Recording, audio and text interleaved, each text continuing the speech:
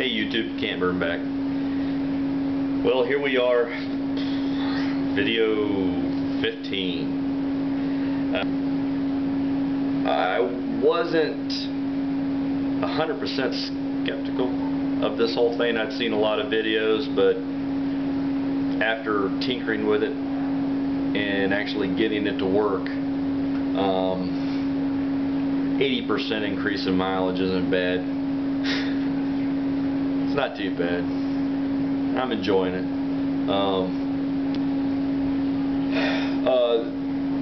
When I read the results off to you, I did make one mistake. And when I initially did the mileage reading, when I first did the electronic fuel injection enhancer, I screwed up in the fact that when I did my mileage, I didn't use the GPS. I used my tripometer on the instrument panel. Well, that wouldn't normally be a problem if I still had the stock wheels and tires on the truck, but since I have 17-inch aftermarket with a 60 series street radial, I didn't realize that by the time I left the house and got down to Palm Beach County where I work, the difference between my odometer and the GPS was 7 miles.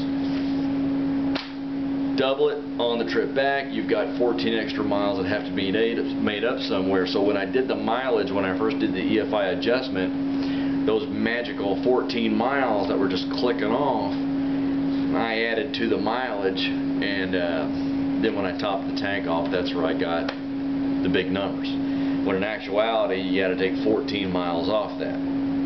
So anyway, with just the EFI, I think I put down that I had it was 17.88, but in reality it was probably just maybe a hair over 14 to 15. You know, I'm not gonna, when I read numbers off to you, I'm not gonna sit there and hammer it into you.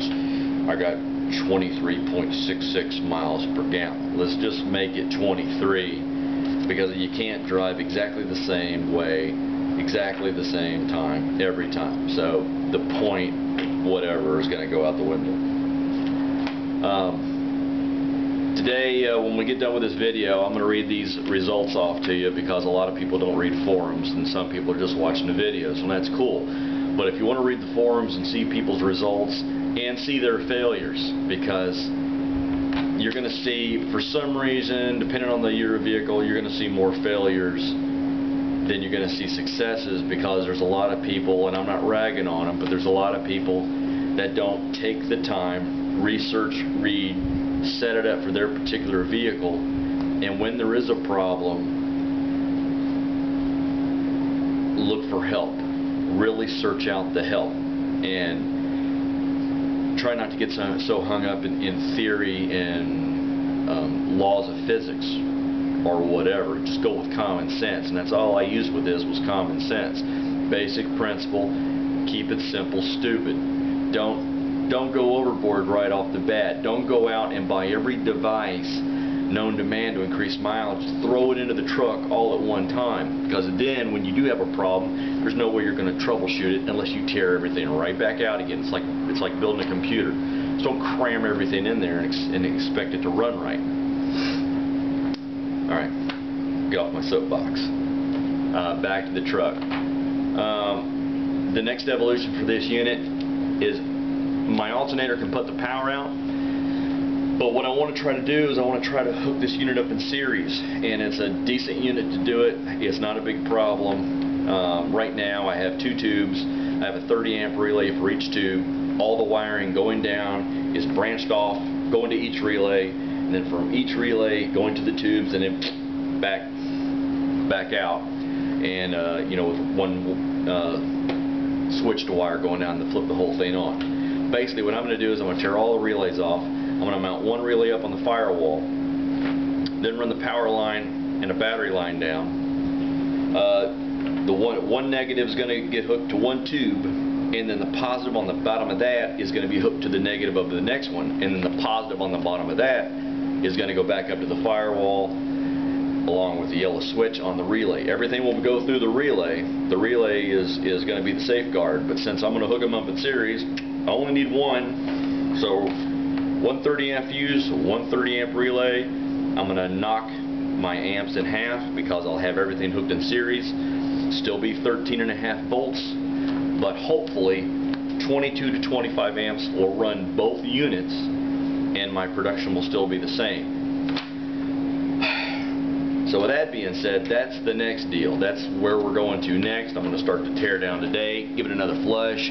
By the way, today, came back home, topped the tank off, did the Mystery Magical Tour. I was, I'm not going to say point, but I'll say it was 22 miles per gallon on my trip yesterday to the fire department and back. That was only running between 20 and 21 amps. I got the amp gauge in the truck, so now I can monitor it all the way down and back up. I can adjust it. Like on the way down there, if I'm going on a trip, it's 45 minutes. If I'm 40 minutes into the drive, I know it's warmed up, but if I don't see that my amps have picked up to where I want, I got a little bit of KOH. I can pop the top on the bubbler, throw a couple of flakes in, go back, look at the amp meter, and you can actually watch it bump up. So it's nice that you can tailor the mix that way. Okay, so here we go. The first run with the Tahoe, when we first started this adventure, it was given between 12 and 13 miles per gallon, 87 octane. I have not given this thing a tune-up in 2 years. I probably haven't changed the oil in 6 months. So it's a stone cold rig, and I haven't modified it at all. When I just ran the EFIE at 200 millivolts, now remember, I screwed this up because of the street tires. I was reading between 15 and 16 miles per gallon. That's actually 14 to 15. Then I bumped up the EFI to 380 millivolts. And that just about triggered, it triggered the engine light a couple of times, so I actually ended up bumping it down to 372. Put on another mile per gallon. They gave me about 15 miles per gallon. My fourth run was the EFIE. I left it alone. I set it. It was 370, 355. It would fluctuate a little. Running the KOH at 15 amps, I adjusted it to where it would initially start at 9 or 10. When it warmed up, it only got to 15. I left it alone. The solution got up to 125 degrees, 120, 125. That gave me 20 miles per gallon. Now, when I really put the juice to it, really, I actually touched 27 amps when it was fully heated. I got it up to like 27 amps, never went over. I didn't blow the fuse. The fluid temperature got up to 145. That's when I got to almost 24 miles per gallon. So it's not that I like getting it up that high. The unit can take it. You can take that fluid all the way up to boiling if you want to. There's a flash suppressor in place. We've had no problems with it. It just absolutely rolls into hydrogen. The more power you put to those Hydro Super 2s, the more amps you can cram into them. The hydrogen just boils. I mean, that bubbler, you can actually hear the bubbler outside the vehicle with the engine running. That's how much it boils. It boils so much to the fact with the hydrogen coming up that I've actually had to lower the level in the bubbler a little bit because it's actually splashed up into that elbow, and I've actually gotten a little bit of the fluid pulled in just before the flash suppressor. So what I may do is I think I'm going to put a longer elbow on it, raise it up about another 1.5 inches, then branch it off. Then when it goes over to the air cleaner, I think I'm going to drill a hole in the top of the air cleaner, and then I'm going to drop it down right through the center. I think if I get that a little bit higher, I won't have a problem, and I'm going to use a little bit of a stiffer hose line to lead in. I know a lot of people are using copper. I'm not going to go that route yet. I kind of like the flexibility because, you know, these older engines got motor mounts that aren't exactly the stiffest in the world, and that motor will rock on you a little bit. You know, it's like I said, these units, you've got to tailor them to your conditions, your vehicle conditions, and your engine's conditions.